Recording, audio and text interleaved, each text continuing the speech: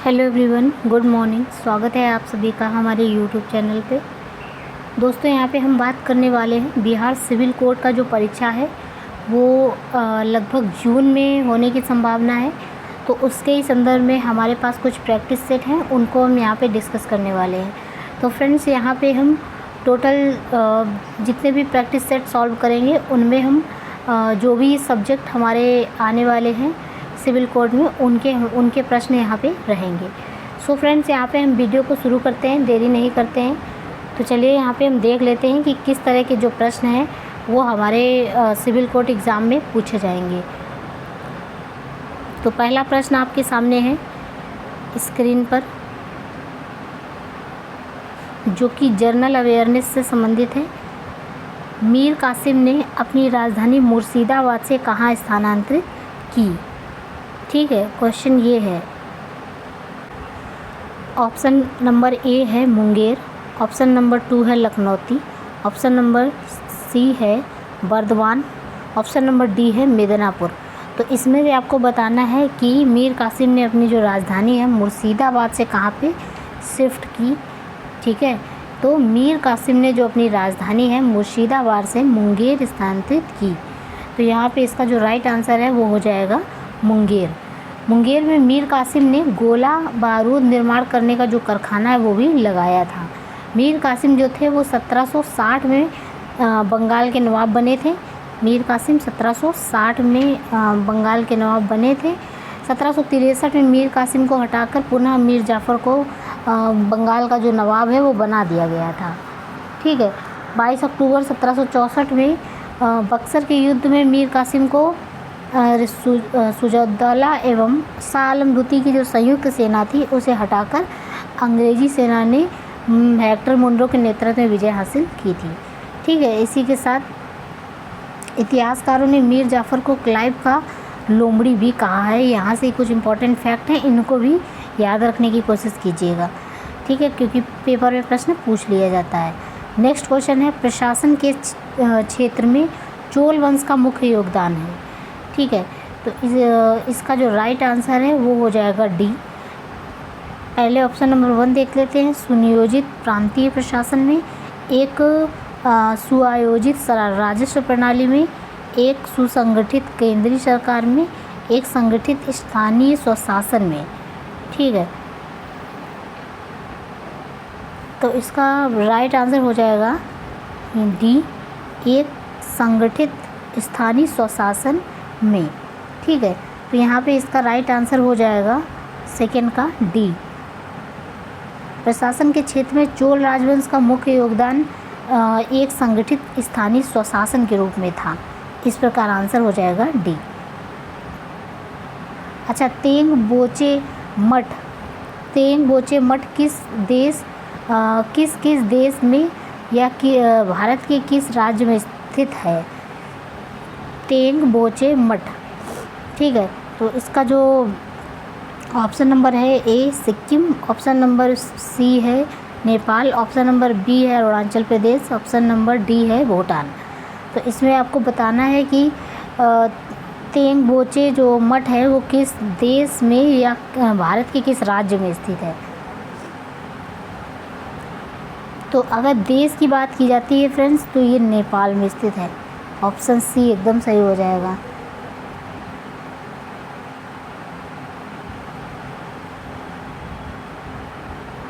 ये एक बौद्ध मठ है। ठीक है, ध्यान रखिएगा, कुछ फैक्ट है।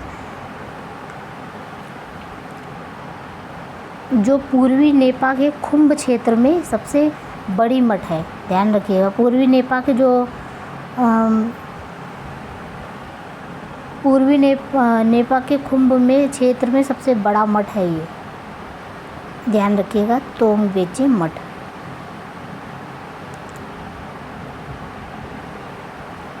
राइट आंसर हो जाएगा सी। नेक्स्ट क्वेश्चन है, भारत के किस पड़ोसी देश को अरबों ने सेरेंडिव कहा था? तो इसका जो ऑप्शन नंबर ए है नेपाल को, श्रीलंका को, म्यांमार को, पाकिस्तान को। तो किसको कहा गया था? तो श्रीलंका को कहा गया था सेरेंडिव। ऑप्शन नंबर सी एकदम करेक्ट हो जाएगा। भारत के जो पड़ोसी देश हैं श्रीलंका को अरबों ने सेरेंडिव कहा था। श्रीलंका का पुराना नाम सीलोन था। ध्यान रखिएगा, श्रीलंका का पुराना नाम क्या था? सीलोन। नेक्स्ट क्वेश्चन है, भारत का उष्णकटिबंधीय वन शोध संस्थान स्थित है हैदराबाद में, देहरादून में, कोयम्बटूर में, जबलपुर में। इन चारों ऑप्शन में से एक ऑप्शन सही है, जो वो आपको बताना है। तो इसका जो राइट आंसर है वो हो जाएगा डी, जबलपुर में। जबलपुर में भारत का उष्णकटिबंधीय वन शोध संस्थान स्थित है।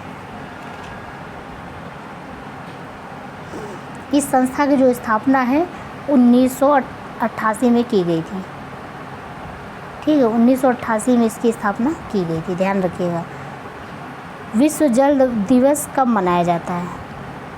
ऑप्शन नंबर ए है 4 मार्च को, ऑप्शन नंबर बी है 28 मार्च को, ऑप्शन नंबर सी है 22 मार्च को और ऑप्शन नंबर डी है 17 मार्च को। तो इसमें बताइए कि जल दिवस किस दिन मनाया जाता है? तो इसका जो राइट आंसर है वो हो जाएगा 22 मार्च, यानी ऑप्शन नंबर सी। 22 मार्च को विश्व जल दिवस मनाया जाता है। और विश्व उपभोक्ता दिवस की बात करते हैं अगर, तो ये मनाया जाता है आपका 15 मार्च को। विश्व गौरैया दिवस 20 मार्च को, विश्व रंगमंच दिवस 27 मार्च को, विश्व टीबी दिवस आपका 24 मार्च को मनाया जाता है। ध्यान रखिएगा, विश्व जल दिवस 22 मार्च को। अध्यक्ष और उपाध्यक्ष की अनुपस्थिति में उनका कार्य करता है सदन का वरिष्ठतम सदस्य, सत्तारूढ़ दल का वरिष्ठतम सदस्य और राष्ट्रपति जिस व्यक्ति को नियुक्त करें। सो फ्रेंड्स, इसका जो राइट आंसर है वो हो जाएगा सदन का वरिष्ठतम सदस्य। ऑप्शन नंबर ए एकदम करेक्ट हो जाएगा। नेक्स्ट है, किसी राज्य में राज्यपाल की नियुक्ति संविधान के किस अनुच्छेद के तहत की जाती है? तो फ्रेंड्स, किसी राज्य में अगर राज्यपाल की नियुक्ति करनी है तो यहाँ पे ऑप्शन नंबर दिया गया है 153 के तहत, 154 के तहत, 155 के तहत और 156 के तहत। तो इसका जो राइट आंसर है वो हो जाएगा सी, यानी कि 155 के तहत संविधान में उल्लेखित है। 155 अनुच्छेद के तहत भारत के जो राज्यपाल हैं उनकी नियुक्ति की जाती है। राज्यपाल जो होता है वो राज्य कार्यपालिका का प्रमुख होता है, ये भी ध्यान रखिएगा।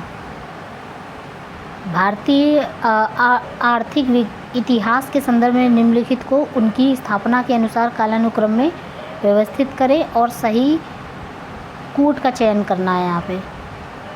ठीक है, तो देखिए, सेबी की स्थापना 1955 में हुई थी।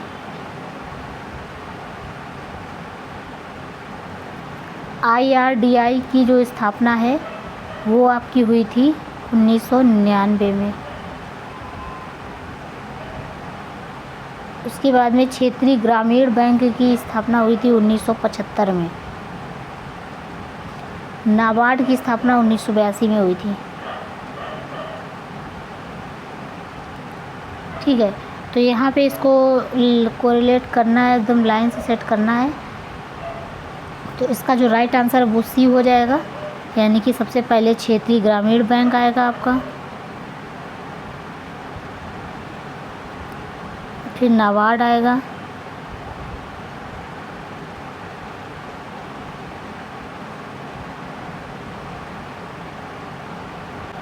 सॉरी यहाँ पे सेबी की जो स्थापना है ये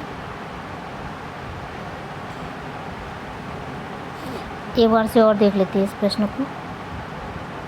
देखिए, सेबी की यहाँ पे स्थापना की बात की जाती है तो ये आपका 1988 में इसकी स्थापना की गई थी। नाबार्ड की 1982 में की गई थी, ध्यान रखिएगा। और IRDAI की 1999 में, ग्रामीण एवं क्षेत्रीय बैंक की 1975 में। तो इस प्रकार से इसका जो राइट आंसर है वो सी हो जाएगा। सी के तहत देखा जाए तो सबसे पहले क्षेत्रीय ग्रामीण बैंक की स्थापना हुई थी, फिर इसकी नाबार्ड की, फिर आपका 1900 सेबी की स्थापना 1988 में, फिर इसकी IRDAI की। नेक्स्ट क्वेश्चन है, निम्न में से कौन सा परोक्ष कर का उदाहरण नहीं है? परोक्ष कर का उदाहरण कौन सा नहीं है? तो यहाँ पे बताना है आपको कि परोक्ष कर का उदाहरण कौन सा नहीं है। तो देखिए, आयकर जो है आपका, ये परोक्ष कर का उदाहरण नहीं है। आयकर एक प्रत्यक्ष कर की श्रेणी में आता है। किस वर्ष तक, नेक्स्ट क्वेश्चन है, किस वर्ष तक शून्य कार्बन उत्सर्जन प्राप्त करने की प्रतिबद्धता रखी गई है? भारत सरकार ने व्यक्त की है। तो फ्रेंड्स देखिए, वर्ष 1970 तक जो है भारत सरकार ने शून्य कार्बन का लक्ष्य रखा है। नेक्स्ट क्वेश्चन है क्वेश्चन नंबर 12, भारत के संचार उपग्रह GSAT-24 के तहत मलेशियाई उपग्रह का अंतरिक्ष में छोड़ा गया है।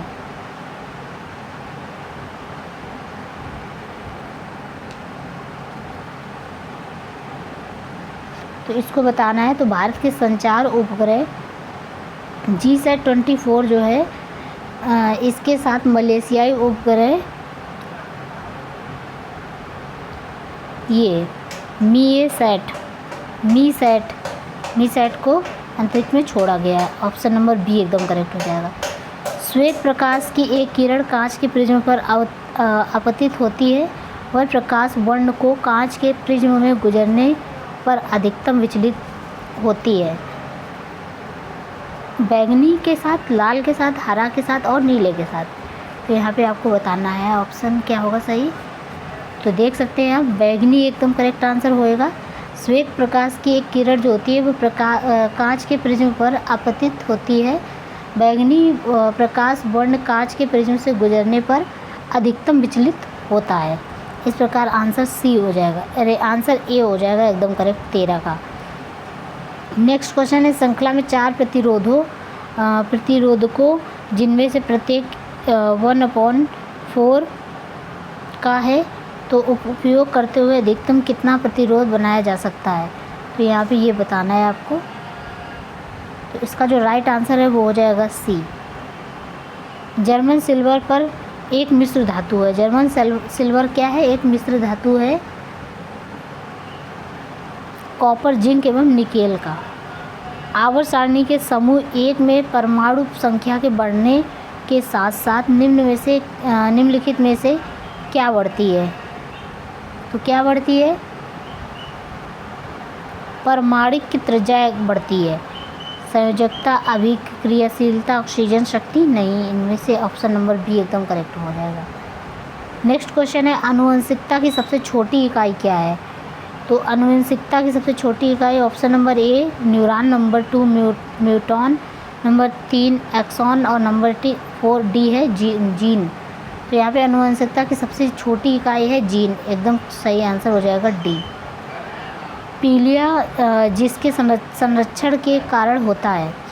पीलिया किसके कारण होता है? तो फ्रेंड्स इसका जो राइट आंसर है वो हो जाएगा ऑप्शन नंबर ए है मस्तिष्क, ऑप्शन नंबर बी है यकृत, फिर है वृक्क, फिर है प्लीहा। तो पीलिया किसके कारण होता है? तो यकृत के कारण। ऑप्शन नंबर बी एकदम करेक्ट हो जाएगा। पौधों को 5 समूह में बांटा जाता है जिनमें से एक नहीं है। तो यहाँ पे आप देख सकते हैं 5 समूह दिए गए हैं जिनमें से एक ऑप्शन नहीं होगा। तो यहाँ पे टोरिडोफाइट, बायोफाइट, प्रोटोकार्डेटा और जिम्नोस्पर्म।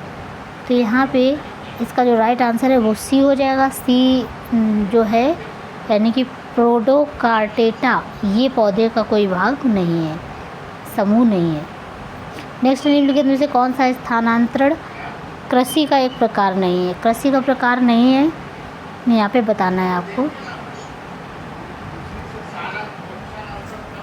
तो ये देख सकते हैं आप कि जो फजेंडा है ये कृषि का कोई प्रकार नहीं है, क्योंकि फजेंडा जो है आपका स्थानांतरण कृषि का एक प्रकार नहीं है।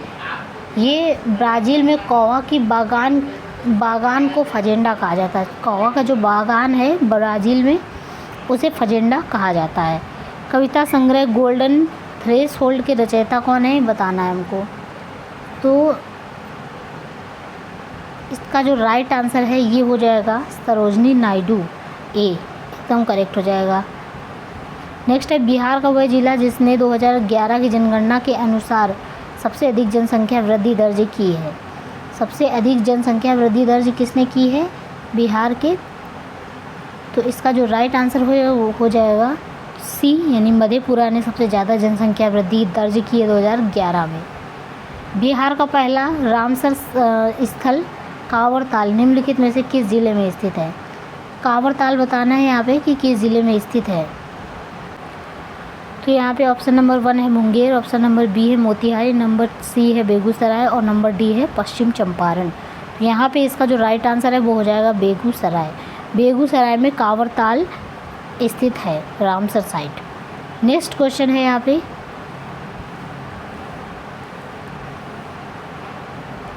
बिहार के किस ज़िले में वर्ष 1856 में लोटा विद्रोह हुआ था। तो फ्रेंड्स लोटा विद्रोह कहाँ पे हुआ था, ध्यान बताना है आपको। तो ये ऑप्शन नंबर सी मुजफ्फरपुर हो जाएगा।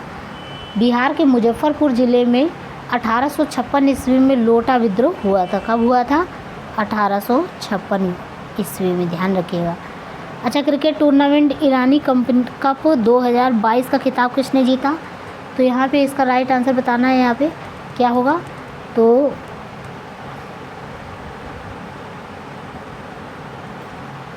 इसका जो राइट आंसर है वो हो जाएगा शेष भारत। शेष भारत ने क्रिकेट टूर्नामेंट ईरानी कप 2022 जीता। शेष भारत ने सौराष्ट्र को हराकर ईरानी कप जीता, ध्यान रखिएगा। अब हमारे नेक्स्ट क्वेश्चन स्टार्ट होते हैं रीजनिंग के। अभी हमने जनरल अवेयरनेस के क्वेश्चन देखे हैं 25, अब हम देखेंगे रीजनिंग के। तो यहाँ पे आप देख सकते हैं क्वेश्चन स्क्रीन पे है।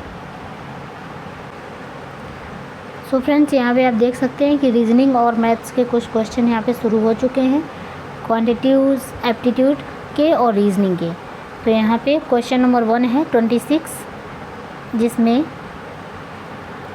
इसका मान ज्ञात करना है। तो इसका जो राइट आंसर है वो क्या हो सकता है, बी एकदम सही हो जाएगा। आप सॉल्व करके देखिएगा, इसका राइट आंसर 104 हो जाएगा। नेक्स्ट क्वेश्चन है, यहाँ पे 600 रेट की एक पुस्तक बेचने पर दुकानदार को 20% लाभ होता है। तो पुस्तक का क्रय मूल्य क्या है। तो यहाँ पे पुस्तक का क्रय मूल्य निकालना है। क्रय मूल्य निकालने के लिए आपको 600 का गुणा करना है। एक मिनट,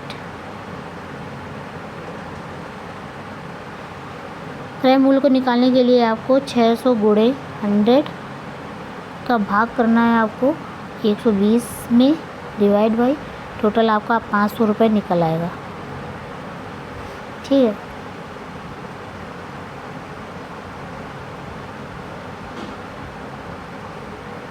नेक्स्ट क्वेश्चन है क्वेश्चन नंबर 28। एक बैंक 5% प्रतिवर्ष के साधारण ब्याज दर से ऋण देता है, तो एक साल के लिए 50,000 का ऋण देने वाला एक ग्राहक कितना ब्याज बैंक का भुगतान करेगा। तो इसका जो राइट आंसर है वो बताना है आपको। तो ब्याज है आपका 50,000,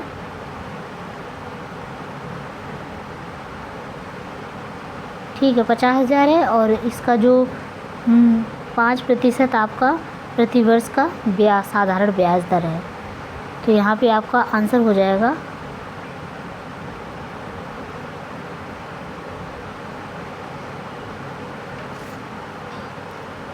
2500। ये ऑप्शन एकदम सही हो जाएगा। नेक्स्ट क्वेश्चन है क्वेश्चन नंबर 29।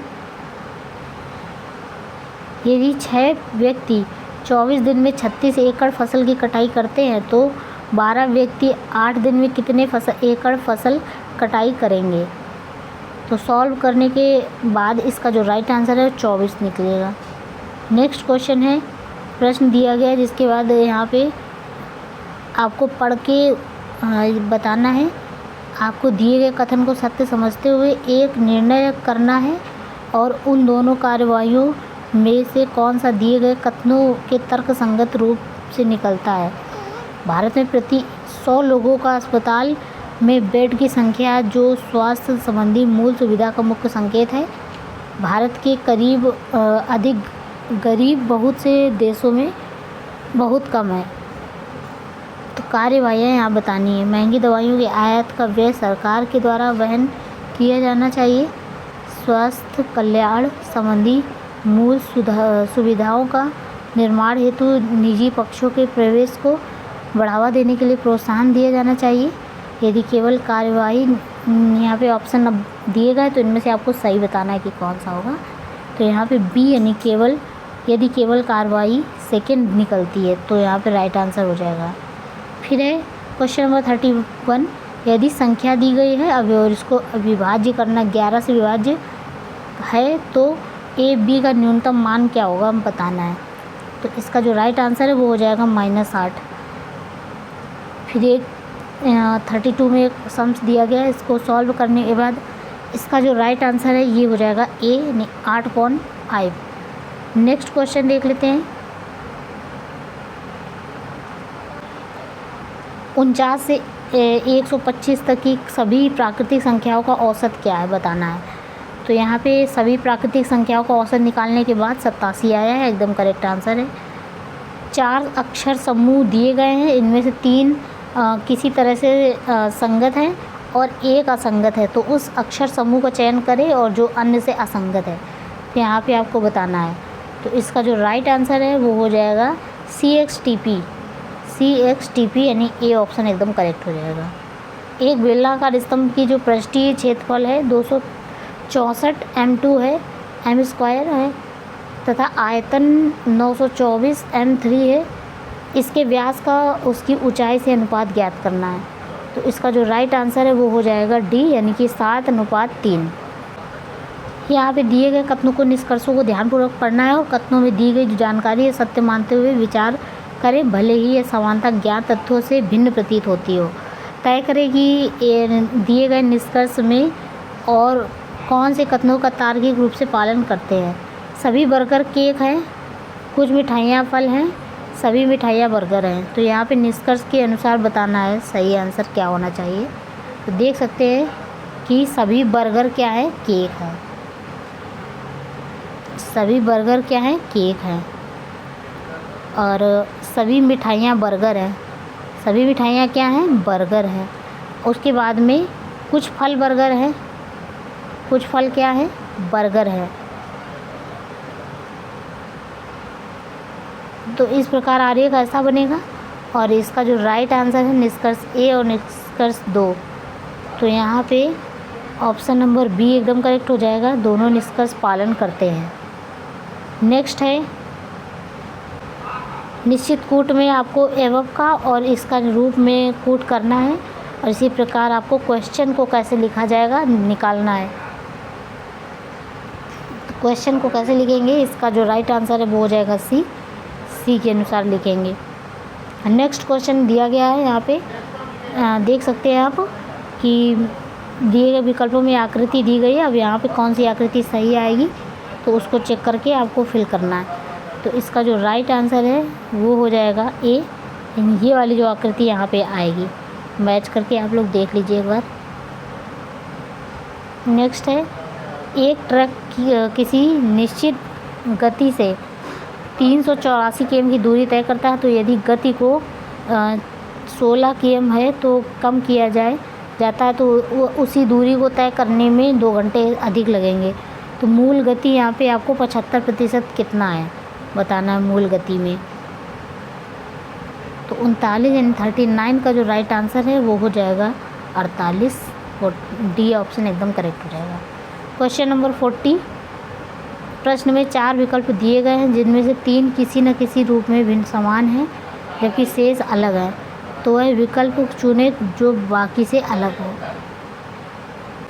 सो फ्रेंड्स इसका जो राइट आंसर है वो हो जाएगा बी यानी 25। यदि इसको सॉल्व करते हैं तो इससे वर्गमूल दशमलव स्थान पर 7.5 का वर्गमूल ज्ञात करना है तो इसका जो राइट आंसर है वो हो जाएगा ए, 1.2 आएगा। नेक्स्ट क्वेश्चन है हमारा। सो फ्रेंड्स, नेक्स्ट क्वेश्चन है, दिए गए विकल्पों में उस संख्या का चयन करें जो निम्नलिखित श्रेणी में प्रश्न चिन्ह के स्थान पर आ सकती है। तो यहाँ पे इसका जो राइट आंसर है वो हो जाएगा ए, यानी 74 आपका जो है इस स्थान पे आ जाएगा क्वेश्चन मार्क की जगह। फ्रेंड्स, नेक्स्ट क्वेश्चन है, दिए गए समीकरण को संतुलित करने के लिए चिन्हों के स्थान पर दिए गए, यहाँ पे ब्लर हो रखा है, चिन्हों को सही संयोजन का, गणितीय चिन्हों के सही संयोजन का चयन करना है। तो यहाँ पे इसका जो राइट आंसर है ये हो जाएगा आपका डी। समीकरण को सॉल्व करने के बाद आपका जो राइट आंसर है डी आ जाएगा। नेक्स्ट है, उस विकल्प का चयन करें जिसमें दी गई आकृति अंतर्निहित है। तो यहाँ पे आकृति दी गई, अंतर्निहित बताना है इसमें कौन सी सेट होएगी। तो इसका जो राइट आंसर है वो हो जाएगा सी वाली इसमें हो जाएगी।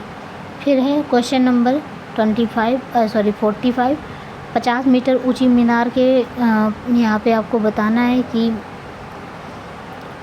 5 से 50√3 मीटर दूरी पर स्थित किसी बिंदु का मीनार उन्नयन कोण है। तो यहाँ पे कौन सा कोण बनेगा। तो इसका जो राइट आंसर है वो हो जाएगा डी, यानी कि 30 डिग्री का कोण। क्रिकेट का LBW से वही संबंध है जो शतरंज का किससे संबंधित है। तो शतरंज आपका संबंधित है चेकमेट से। नेक्स्ट है, अदिति संकेत की पुत्री है और यहाँ पे इसका रिलेशन बताना है फैमिली से।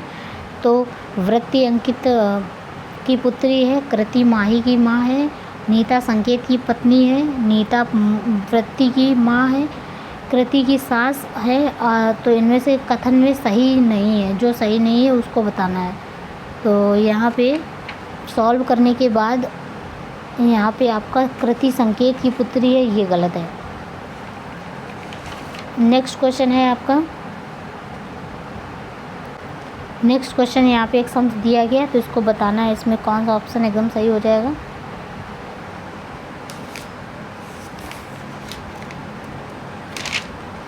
तो यहाँ पे आपका 15:10:6 इसका राइट आंसर हो जाएगा। नेक्स्ट क्वेश्चन है, दो संख्याएं तीसरी संख्या से 20% और 25% छोटी है तो कितने प्रतिशत में द्वितीय संख्या प्रथम स्थान में छोटी है, ये बताना है आपको। तो इसका जो राइट आंसर है वो हो जाएगा डी, यानी कि 6 सही 1/4% एकदम करेक्ट आंसर हो जाएगा। क्वेश्चन नंबर है 50, उस विकल्प का चयन करें जो तीसरे शब्द से उसी प्रकार संबंधित है जिस प्रकार दूसरा शब्द पहले शब्द से संबंधित है। जैसे कुत्ता है तो वो भौंकता है, तो पक्षी हैं तो पक्षी क्या करते हैं। यहाँ पे आपको बताना है कि पक्षी चहचहाते हैं, यानी कि ऑप्शन नंबर बी एकदम करेक्ट हो जाएगा। नेक्स्ट क्वेश्चन है, क्वेश्चन अब हमारे आ गए हैं इंग्लिश के। तो अब यहाँ पे हम इंग्लिश के क्वेश्चंस देखेंगे। Select the most appropriate synonyms of the given word. तो यहाँ पे डिसरप्ट का जो बताना है कि क्या होगा सिनोनिम्स, विलोम शब्द। तो डिस्टर्ब का जो विलोम शब्द है वो हो जाएगा आपका ऑब्स्ट्रक्ट।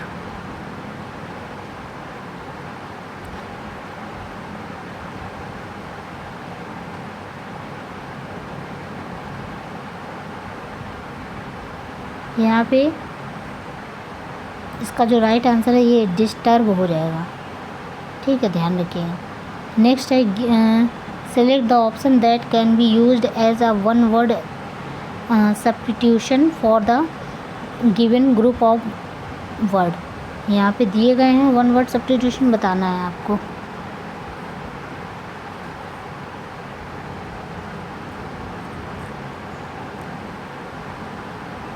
तो यहाँ पे ओपोक्यू यानी अपारदर्शी इसका सही आंसर हो जाएगा, ठीक है। The following sentence has been split into 4 segments. Identify the segment that contain a grammatical error. Ravi told his friend that he would turn back soon. तो यहाँ पे बताना है इसको सही करके कि कौन सा ऑप्शन यहाँ पे है जो इरर है, गलत है। तो टर्न बैक सून है, दैट ही वुड है, या रवि टोल्ड, या फिर हिज फ्रेंड। इनमें से क्या गलतियाँ इसमें हैं? तो यहाँ पे ये ऑप्शन जो है रिटर्न बैक सून, तो रिटर्न आएगा या फिर बैक, एक ही चीज़ आ सकती है, दो चीज़ें नहीं एक साथ प्रयोग की जाती हैं। तो देखिए रिटर्न का अर्थ होता है वापस लौटना, इसलिए उसके साथ बैक का प्रयोग अनावश्यक है, वाक्य में सिर्फ रिटर्न लिखना चाहिए। तो यहाँ पे इस प्रकार ये आंसर हो जाएगा। अब यहाँ पे select the most appropriate option that can substitute the bold segment in the given sentence. If there is no need to substitute it, select no substitution required. तो यहाँ पे आपका आ जाएगा the interviews will be held between 11 AM to 5 PM।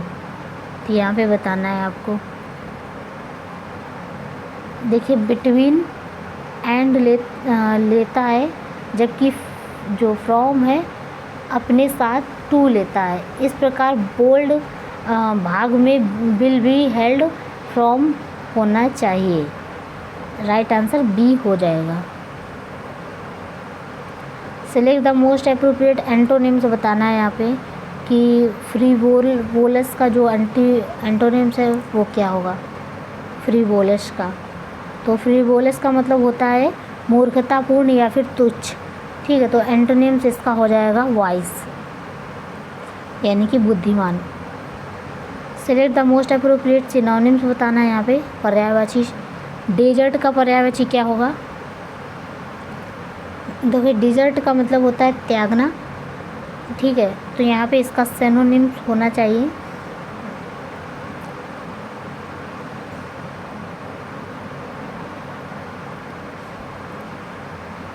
Abandon. Abandon का मतलब भी त्यागना होता है। Select the most appropriate option, fill in the blanks. My classmate is of my achievement. तो यहाँ पे इसका बताना है क्या होगा। तो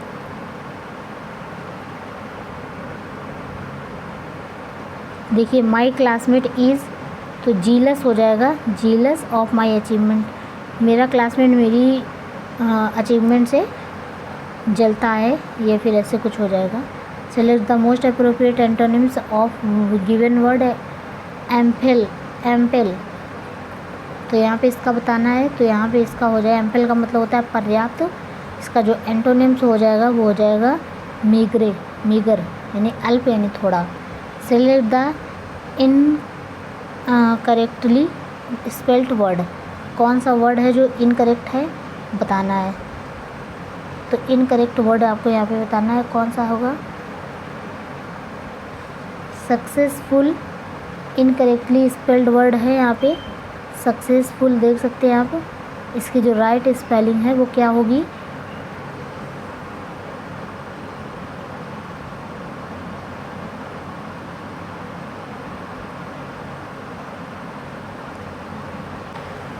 सक्सेसफुल की स्पेलिंग होती है SUCCE, फिर SS, फिर FUL। तो इस प्रकार ऑप्शन नंबर ए हो जाएगा यहाँ पे करेक्ट। नेक्स्ट है select the most appropriate meaning of the given item. A cooled fish, तो यहाँ पे हो जाएगा आपका एनी इमोशनल पर्सन। ठीक है, select the most appropriate option to fill in the blank.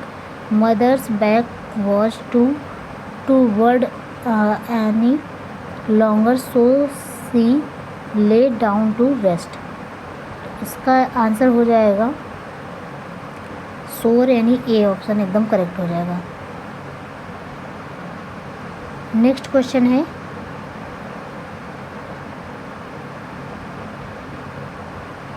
Select the option that express the given sentence in reported speech.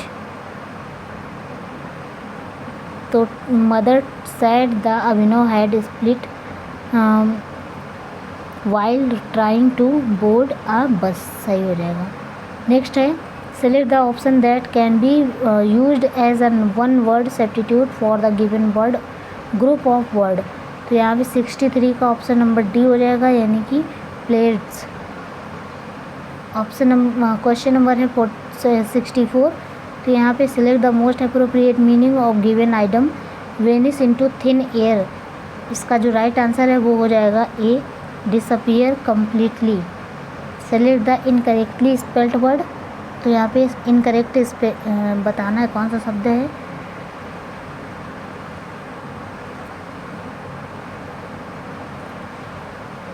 तो यहाँ पे डिक्शनरी जो होता है वो, इसकी जो स्पेलिंग है ये इनकरेक्ट है। ऑप्शन नंबर सी हो जाएगा। डिक्शनरी की जो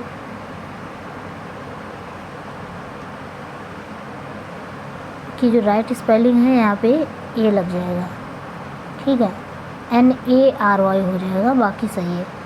select the most appropriate option that can substitute the bold segment is the given sentence if there is no need to substitute it, select no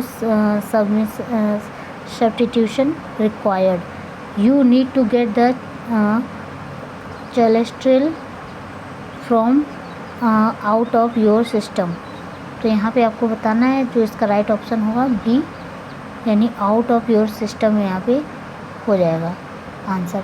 next question है select the option that will improve the bold segment in the given sentence to increase no improvement is needed, select no improvement. तो यहाँ पे इसका जो right answer है वो हो जाएगा B, against.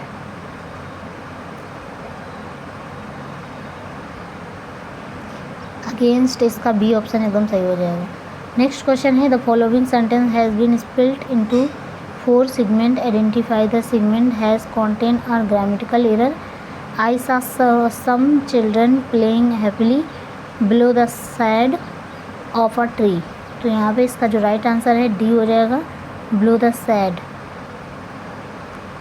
Select the option that express the given sentence in active voice। तो they surrendered all weapons यहाँ पे हो जाएगा given below। Question next question है given below are 4 sentences in jumble order, select the option that gives their correct order. तो यहाँ पे 70 का राइट आंसर हो जाएगा सी।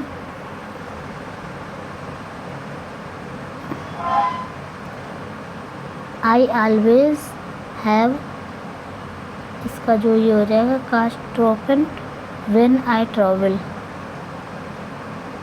ठीक है। यहाँ पे 71 से 75 में ये पैसे दिया गया, इसके आंसर बताने हैं। तो 71 जो है ये हो जाएगा original residence of Andaman and Nicobar island are. तो सी ऑप्शन यहाँ हो जाएगा Negroid and Mongoloids. The so called modern civilization has been accept to general by, passage को पढ़ना पड़ेगा तभी इसका जो आंसर है वो मिलेगा। पैसेज आप देख सकते हैं यहाँ पे।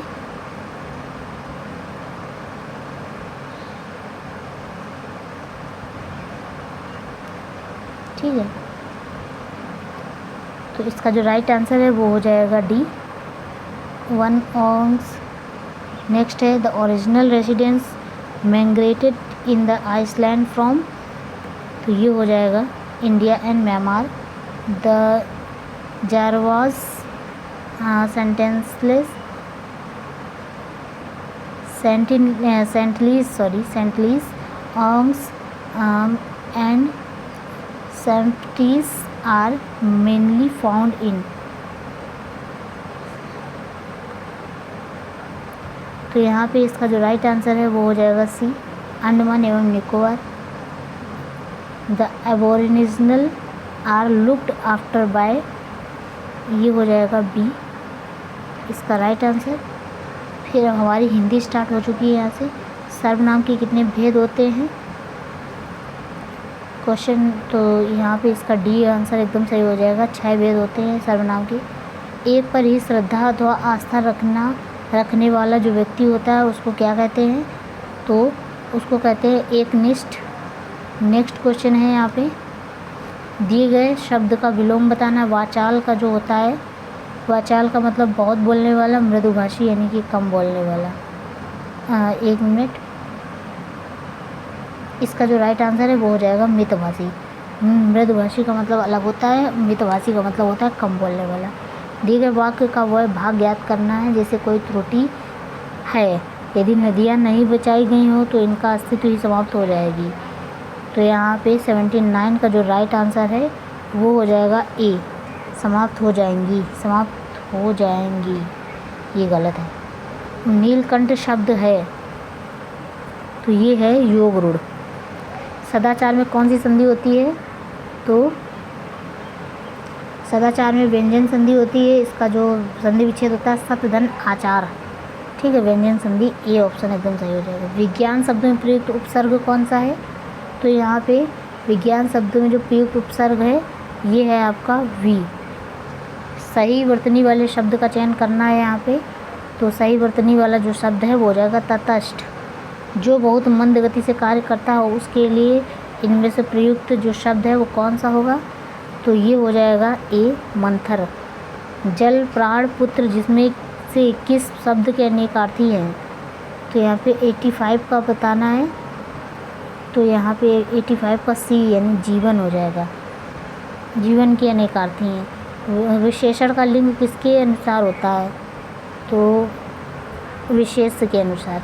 निम्नलिखित प्रश्न में दिए गए 4 विकल्पों में से उस विकल्प का चयन करना जो मुहावरे का अर्थ व्यक्त करता है। 87 का इसका जो राइट आंसर है वो हो जाएगा सी, बहुत भारी कष्ट आ पड़ना। निर्देश यानी 88 से 89 सभी निम्नलिखित गद्यांशों को पढ़कर उनसे संबंधित उत्तर देना है यहाँ पे, ठीक है। तो यहाँ पे ये गद्यांश लिखा हुआ है, इसको अच्छे से पढ़िए। उसके बाद इसका जो क्वेश्चन है देख लेते हैं यहाँ पे। इस गद्यांश का जो उपयुक्त शीर्षक है दिए गए हैं, शीर्षक बताना है सबसे पहले, तो साहस की आवश्यकता। पांडवों की जीत के पीछे क्या कारण बताया गया है, तो पैसेज के अनुसार जो है इसका राइट आंसर हो जाएगा डी, संकटों का मुकाबला, ठीक है। और साहस की ज़िंदगी सबसे बड़ी ज़िंदगी होती है, किस प्रकार का एक वाक्य है, तो 90 का आंसर हो जाएगा बी, संयुक्त वाक्य। कंप्यूटर से संबंधित कुछ क्वेश्चन है, इनको भी देख लेते हैं। 0 से 9 तक की क्या कहलाती है बताना है, तो न्यूमेरिक की कहलाती हैं, ध्यान रखिएगा। वेब पर सूचना देखने हेतु आपके पास होना चाहिए, क्या होना चाहिए, वेब ब्राउज़र, ठीक है। वर्ल्ड वाइड वेब का आविष्कार किस वर्ष में किया गया था, तो ये बताना है आपको। तो यहाँ पे 1989 में किया गया था वर्ल्ड वाइड वेब का आविष्कार। प्रोफेसर जेसी लिकलाइडर को इंटरनेट का जनक कहा जाता है, ध्यान रखिएगा। कंप्यूटर शब्दावली में ALU का जो पूर्ण रूप होता है वो क्या होता है, अर्थमेटिक लॉजिकल यूनिट, ठीक है। तो यहाँ पे ऑप्शन नंबर सी एकदम करेक्ट हो जाएगा। नेक्स्ट है 3G क्या है, 3G क्या है, तो मोबाइल की एक तीसरी पीढ़ी है, ध्यान रखिएगा। MS एक्सेल क्या है, तो MS एक्सेल है आपका विंडो पर आधारित स्प्रेडशीट पैकेट। MS वर्ड में कितने प्रकार के एलिमेंट होते हैं, तो ये होते हैं आपका 4 प्रकार के। कीबोर्ड पर कुल फंक्शन कितनी होती है, फंक्शन की, तो फंक्शन की बतानी है कितनी होती है, 12 फंक्शन की होती है टोटल। किस प्रकार का सर्वर लोकल एरिया नेटवर्क पर हो चाहिए, प्रिंटर सर्वर 1 गीगाबाइट के बराबर होता है, तो देखिए 1024 मेगाबाइट के, ठीक है। तो यहाँ से आपके 100 क्वेश्चन एकदम कंप्लीट हो चुके हैं। आई होप आप लोगों ने वीडियो को एंजॉय किया होगा, और सिविल कोड की परीक्षा के लिए आपके लिए बहुत बेहतर ये प्रैक्टिस सेट है, इनको ज़रूर लगाइए, काफ़ी क्वेश्चन इनसे फंस सकते हैं। मिलते हैं इसी के साथ आपसे नेक्स्ट वीडियो में नेक्स्ट अपडेट के साथ। चैनल पे नए हैं तो सब्सक्राइब कीजिएगा। जय हिंद।